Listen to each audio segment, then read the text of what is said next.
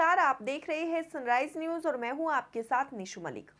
दिल्ली के जंतर मंतर पर देश के हर राज्य से होमगार्ड ने किया प्रदर्शन।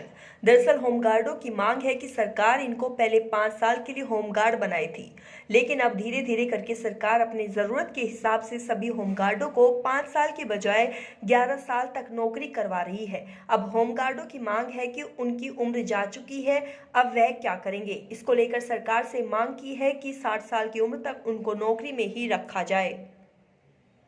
शर्मा दिल्ली होमगार्ड से हूँ जी।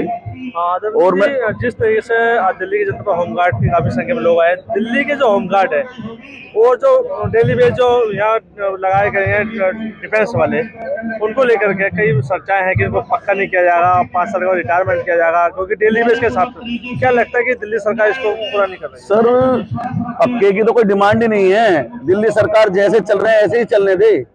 कोई होमगार्ड सिर्फ एक डिमांड करता है कि भाई हमें जैसे चल रहे हैं वैसे हमको चलने दिया जाए, लेकिन क्या करते हैं, दिल्ली सरकार जब आई थी इन्होंने वादा किया था और इनके मैनिफेस्टो में 7वां वादा था शुरू में जब ये आए थे कि हम दिल्ली में आएंगे, सरकार बनेगी, होमगार्ड को पक्का करेंगे।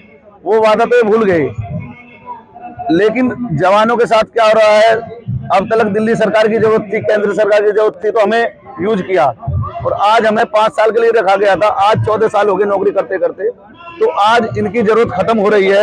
ये नया जवान ला रहे हैं, ये नई भर्ती निकालेंगे और उसमें कहते हैं हमसे कि आपको 20 नंबर दिए जाएंगे, आप दोबारा फार्म भर के आइए। मैं ये पूछना चाहता हूँ, देश के किस राज्य में ऐसा काला कानून है कि जो पुराने जवान को निकाले और फिर वो उसी भर्ती के लिए, उसी पोस्ट के लिए दोबारा पेपर दे करके आए? Jalkan Singh Rathore, national chairman, national home guard welfare association. और जिस तरह से होमगार्डों को लगातार अभी तक कच्चा ही रखा गया, पक्का पे परमिशन नहीं दे रही है, आज दिल्ली के जनता पर आप आए हैं, क्या सरकार से मांगे हैं?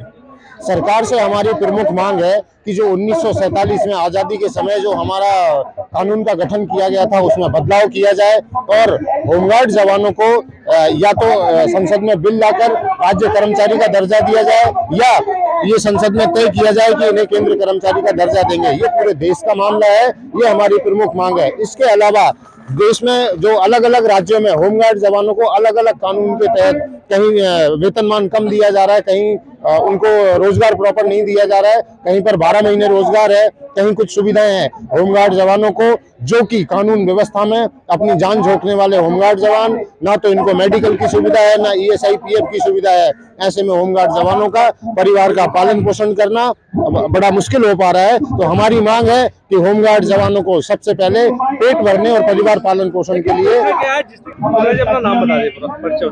मेरा नाम कमला शर्मा, मैं JNK होमगार्ड से स्टेट प्रेसिडेंट, नेशनल होमगार्ड की वाइस प्रेसिडेंट। ड्यूटी से कितने लोग यहाँ पर होमगार्ड आए हुए हैं और किस तरह की मांग है अभी तक? कुछ जम्मू कश्मीर से काफी, पूरे जम्मू कश्मीर से लेकर कन्याकुमारी तक सभी होमगार्ड आए हुए हैं, सभी अपना हक लेने के लिए, क्योंकि पार्लियामेंट लगी हुई है सर। पार्लियामेंट के अंदर ही कानून बनते हैं, कोई भी कानून पास होता तो पार्लियामेंट के लिए अंदर ही होता। तो हम एक पीसफुल तरीके से आपके सामने, हमने ना कोई सरकार के खिलाफ कोई प्रोटेस्ट, सरकार के खिलाफ कोई नाराबाजी नहीं, कुछ हम अपनी मांग पीसफुल तरीके से अपने गृह मंत्री, अपने PM साहब तक और अपने राष्ट्रपति तक ये बात पहुँचाने के लिए आई है।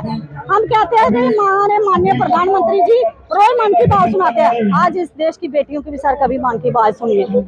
सर 2700 रुपया आजाद हिंदुस्तान के अंदर गुलाम होमगार्ड, 2700 रुपया सैलरी सर, 2700 रुपया सैलरी।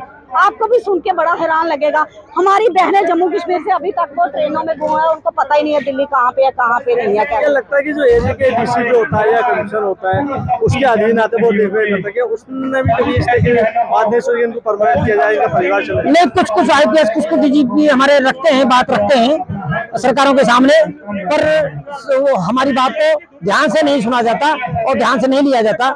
जिस तरह से सुप्रीम कोर्ट ने पुलिस के समान किया तो सभी राज्यों ने इसको इम्प्लीमेंट नहीं किया, और जो यहाँ पर जो धरने प्रदर्शन होते चले आ रहे हैं, पीछे से जेल भरो आंदोलन हुआ, धरना प्रदर्शन हुए, जो जवान को निकाल दिया बॉम्बे होमगार्ड एक्ट यार्ड में, ये हमारे सबसे बड़ा जो हमारे लाइफ खराब करने वाला है बॉम्बे होमगार्ड एक्ट, जो 1946-47 में बना हुआ है, जो इन्होंने अभी तक उसमें संशोधन नहीं किया।